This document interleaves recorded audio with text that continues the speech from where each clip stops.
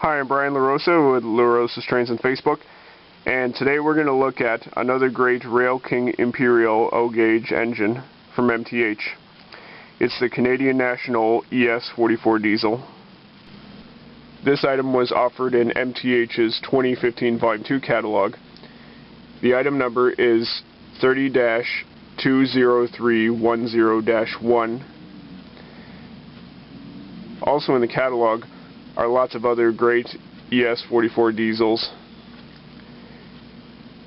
These include a GE demonstrator hybrid version in the later rendition, this time in two cab numbers, 2010 and 2015. In fact, I do have GE demonstrator 2010 in my fleet, which is the first rendition, by the way. But this engine you see right here is my second ES44 engine in my fleet. A CSX version with safety train markings. A Norfolk Southern version in the generic black horsehead paint scheme. A Union Pacific version in commemorative 5,000th GEVO markings. A BNSF version in the unique golden swoosh logo. An Iowa Interstate version in a special heritage paint scheme. And, for the first time ever in O-gauge, the brand new Florida East Coast version. Okay, this is going to be just a quick review on this model. Now, because all of the details on this engine are exactly the same as in my GE demonstrator version, except for the paint scheme, I'm not going to do a full review on this model. But I want to point out that this engine is by all means typical MTH. So if you have any other MTH engines in your collection, you can certainly expect the same operation, sounds, and other features from this locomotive. However, if you want a full review of the RailKing ES44, I've already done a full review on the GE hybrid version, and it's available in my YouTube channel, as always. So, if you want a full review of this engine, please check out the GE hybrid video that I've already done. It's still in my YouTube channel. So anyway, I hope you enjoyed this video. Okay, I got track power on, and what I'm going to do is to start this engine up, let you hear some of the sounds, and then I'll run around my layout.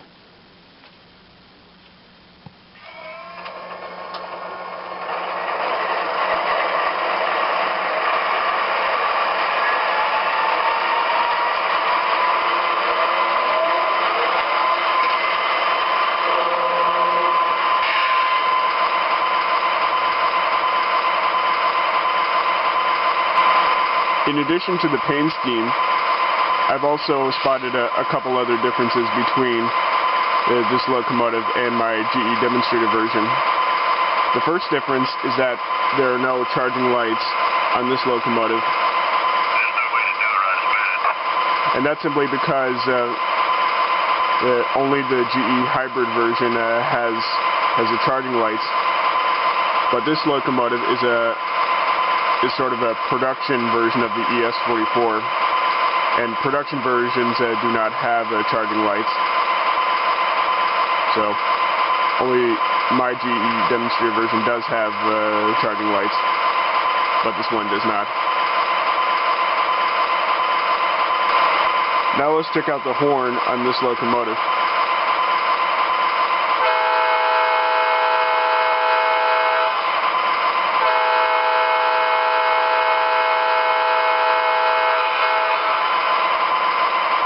That horn sounds pretty much the same as in my GE demonstrator version. But also the prime mover sounds a little bit different than my GE demonstrator version. And let's listen to the bell. And the bell sounds a little bit different, so I'll play it for you.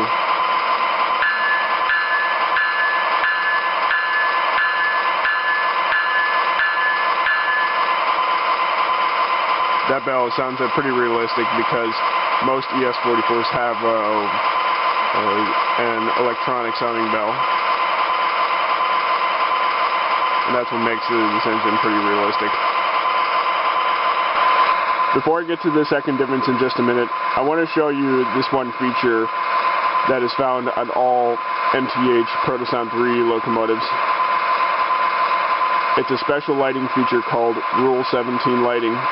And what that does is that when the engine sits neutral, the headlight is actually dim.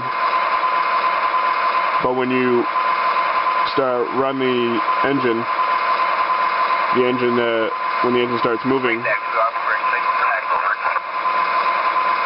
the headlight will turn brighter. Also, when the engine starts moving, the ditch lights will also turn on. And as many of you already know, the ditch lights will flash back and forth when the horn is sounded. Now, I dim the lights in the basement, so it's easier to see that lighting feature. So let's see how it goes. So watch carefully as I run the engine.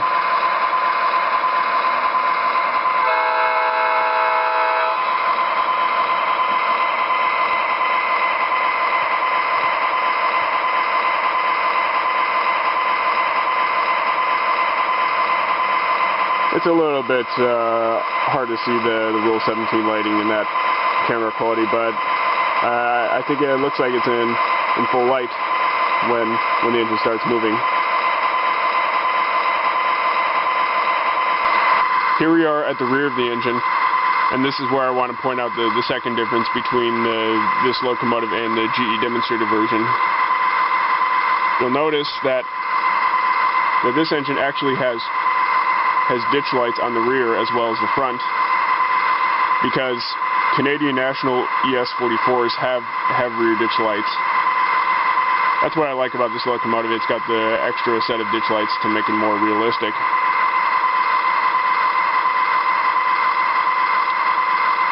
So if I put the engine in reverse, the headlight is on.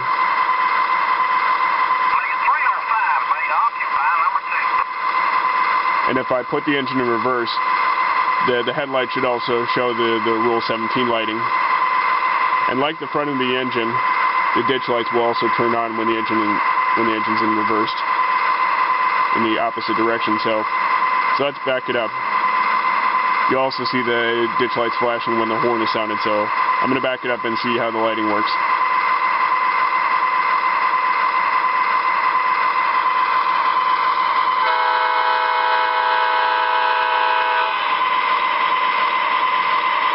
You think you've seen the Rule 17 lighting? I'm going to do it again for you.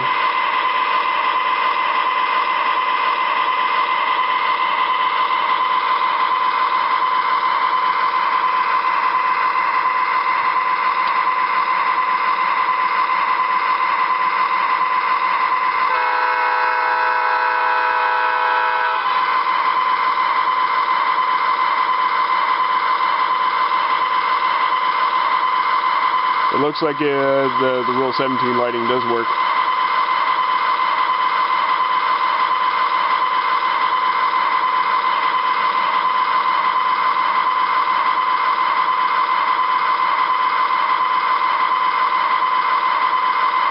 So this engine looks really nice. I really like the rear ditch lights on this locomotive. And it makes it look really nice. Okay, now let's start running the engine.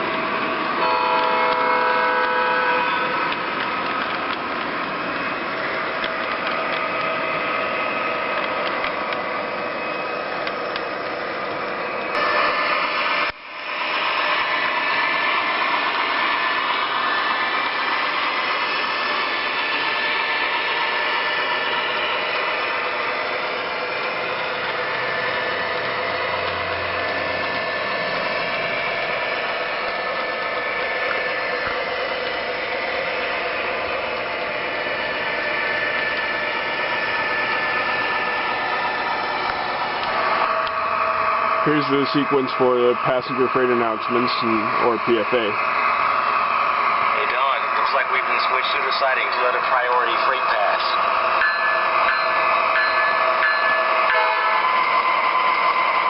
Tower, this is local freight. We're clear of the main. Roger that, local freight. Don, is that you?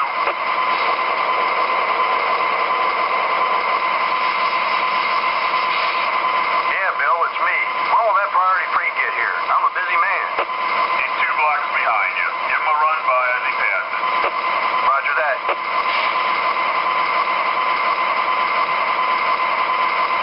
I hear that engine approaching. Keep an eye out for anything unusual. Right.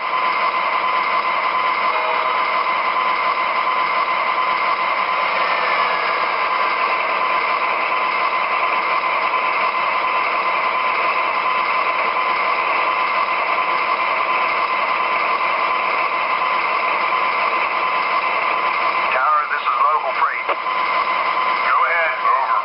Tower, that priority freight just passed by and everything looked okay. Good deal. I'll relay that information to the engineer. Stand by for your proceed signal. Tower, I see the proceed signal. We're moving out. Roger that, local freight. Tower out.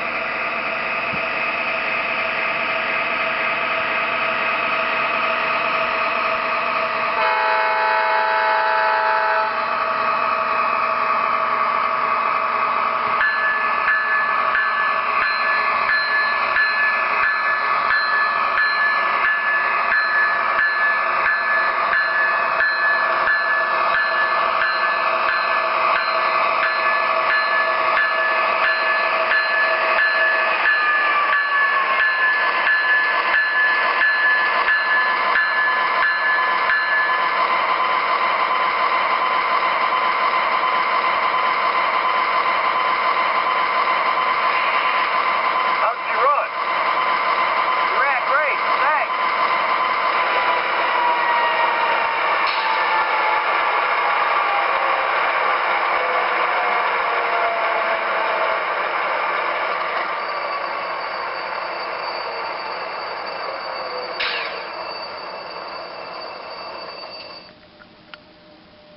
Okay, that about wraps it up for this review. This is a fantastic locomotive that I'm really happy to own. Now, if you're interested in purchasing any of these ES44s, they retail for about $330, except for the GE hybrid locomotives, because they have the charging lights, and they cost $20 extra. So the GE hybrids retail for about $350. Now, I have actually pre-ordered this locomotive, but if you were not thinking about buying this locomotive before watching this video, you probably are now. And besides, some MTH dealers are kind enough to sell this model at a discounted price off the retail price. Now again, if you like the full review of this locomotive, please go back and watch the GE hybrid locomotive that I'd done. And so go to my YouTube channel and find the full review of the ES44 from the MTH's RailKing line. Just a couple of additional notes before I end this video. First of all, the reason I love this paint scheme is that we all know that Canada is is both an English-speaking country and a French-speaking country.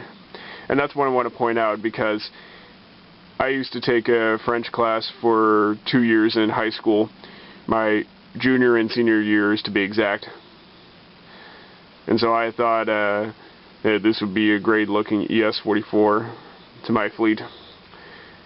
Now I do have another Canadian piece of rolling stock, which is the Canadian grain hopper that's trailing behind the locomotive today. And so I'm hoping to expand my fleet with some more Canadian stuff. Well, you never know what's going to be like in the future. And then second of all, for those of you who have a Facebook like I do, you're probably familiar with MTH's Facebook page.